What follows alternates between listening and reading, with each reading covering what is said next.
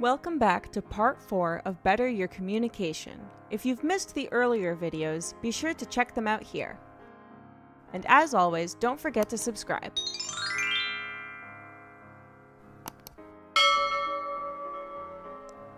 Who are the few people that, whenever they speak, it's impossible to ignore them? For some reason, they're so captivating, so engaging, that you feel like you need to listen to what they're saying. They're probably someone who knows when to speak softly, when to pick up the pace, and how to control their voice. Let's take a look at the 7 different tactics to use to develop that same energy that will draw people towards you. Number 1. Speak with honesty, integrity, and positivity. People don't want to listen to someone who lies or is negative all the time. They respect you when you're true to your word and you spread goodwill when you talk to people. There are a few people I know that whenever they pop by, I'm instantly put in a better mood and always gravitate to them in social settings. This is because they are honest, positive, and they love spreading their positivity. Even when they're going through some hard times, they take on an optimistic mindset rather than letting their situation drag them down. When you are honest and positive, people will want to talk to you, and they'll want to spend more time around you because you're showing the world your best self and setting a great example for others to do the same. Number 2. You've probably messed around with the register of your voice before, throwing it into a falsetto, or using a deep, booming chest voice. The register of your voice will affect how people listen to you.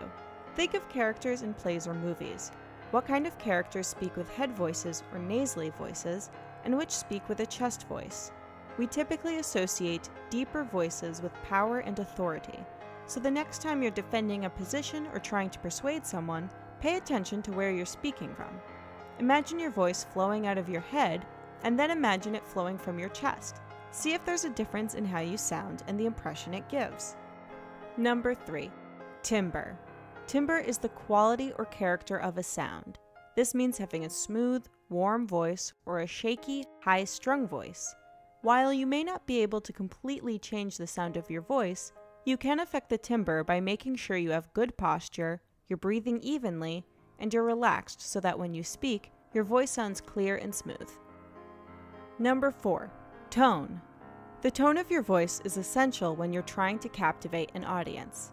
If you've ever had a professor give a lecture with a monotone voice, you know exactly how easy it is to tune out. You want to make sure you're speaking with inflections, but the right kind of inflections. There's certainly a difference between saying, "Oh, it's great," and "Oh, it's great. I can handle the rest," or "I can handle the rest." Unless you're asking a question, avoid pitching your voice up at the end of sentences because it'll only make you sound unsure of yourself. If you find that people sometimes misinterpret what you say or lose interest quickly, pay attention to the tone of your voice. Perhaps you're a bit too flat, or maybe you sound angry even though you feel perfectly fine. Number 5. Pace. When you're talking, it's important to find a nice medium between too fast and too slow. If you talk too slow, people will quickly get bored. If you talk too fast, people will think you're nervous, scatterbrained, or they'll just feel overwhelmed and not really absorb anything you said. You want to find a pace that's comprehensible while moving fast enough to keep someone's attention. But if you are to choose one over the other, it's probably a safer bet to speak a bit more slowly than quickly. Number 6. Pauses. When we're talking, especially with someone we don't know that well, we try to avoid silence like the plague. We feel awkward and nervous, getting trapped in our own thoughts when we think the silence stretches out for too long. But if you're able to sit quietly, imagine how confident and self-assured everyone else will think you are. Silence can be a powerful tool to carry weight in your speech. Taking a long pause can produce a dramatic or somber effect in the right context. Pausing briefly also allows you a moment to gather your thoughts before speaking and avoid using filler words. So don't be afraid to stay quiet if you don't have anything to say or just need some extra time to pull your thoughts together. Number 7. Volume. You might think that to sound important, you want to be as loud as possible to attract all the attention in the room, but that's not always the case. Sometimes when you shout to get everyone's attention, you just end up looking like you're out of control. You want to find a nice balance where you're loud enough to be heard, but not so loud people think you're compensating. In practice, you don't even need to be all that loud, as a quiet voice can hold people's attention if you speak with confidence and/or authority. A good example would be Abraham Lincoln. He was a powerful leader and a great orator, but he was frequently described as a quiet man. It just goes to show that you don't need to be the loudest to be the most influential. If you're not sure how you sound, record your voice when you talk and play it back to yourself. You might cringe a bit hearing your own voice. I definitely did, and it still takes some time for me to get used to it.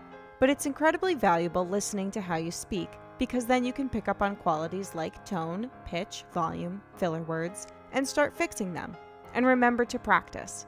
Some people are naturally better at speaking in public and holding attention than others, but even if that's not you, you can always improve with practice. Take some time to warm up your voice, use enunciation exercises, scales, and stretch your mouth and jaw out. The more you do it, the more comfortable you'll get. And after some time, you might even start to notice a difference in the way people pay attention to you. Thanks so much for watching. Remember to like and subscribe and tell us in the comments what's one of the areas we mentioned that you feel like you could improve in your speech. Until next time, remember to be primo.